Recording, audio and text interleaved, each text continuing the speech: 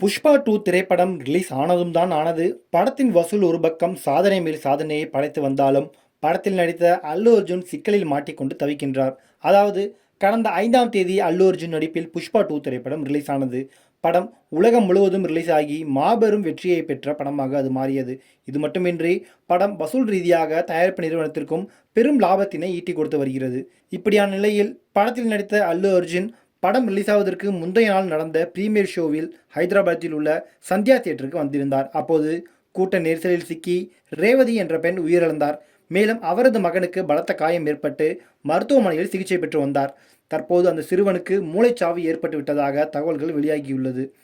சம்பவம் நடந்த தினத்தில், அதாவது டிசம்பர் 4ஆம் தேதி புஷ்பா 2 படத்தின் பிரீமியர் ஷோவினை காண ரசிகர்கள் ஹைதராபாத் சந்தியா தியேட்டர் முன்னிலையில் ஆயிரக்கணக்கானோர் கூடியிருந்தனர். இதனால் ரசிகர்களை கட்டுப்படுத்தும் அளவுக்கு மட்டும் காவலர்கள் பாதுகாப்பு பணியில் ஈடுபட்டு வந்தனர். ஆனால் அந்த நேரத்தில் முன் அறிவிப்பு எதுவும் கொடுக்காமல் அல்லு அர்ஜுன் படம் பார்க்க வந்ததால் ரசிகர்கள் மத்தியில் பெரும் கூட்ட நெரிசல் ஏற்பட்டது. இதனால் ரேவதி என்ற ரசிகை நெரிசலில் சிக்கி உயிரிழந்தார். மேலும் அவரது மகன் பலத்த காயங்களுடன் மருத்துவமனையில் தீவிர சிகிச்சை பிரிவில் அனுமதிக்கப்பட்டார். இதனால் காவல்துறை அல்லு அர்ஜுன் மீது வழக்கு பதிவு செய்தது.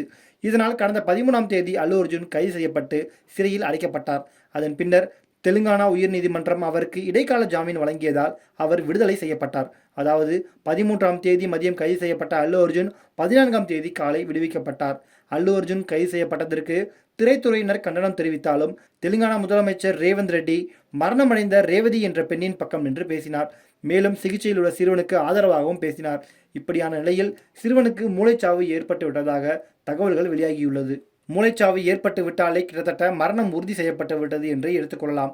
பொதுவாக மூளைச்சாவு அடைந்த ஒரு மனித உடலில் அடுத்தடுத்த உடல் பாகங்கள் செயலிழக்க செய்யும். ஆனால் அதற்குள் அந்த உடலில் இருந்து நல்ல நிலையில் உள்ள பாகங்களை மற்றவர்களுக்கு பொருந்தும் நோக்கில் எடுப்பார்கள்.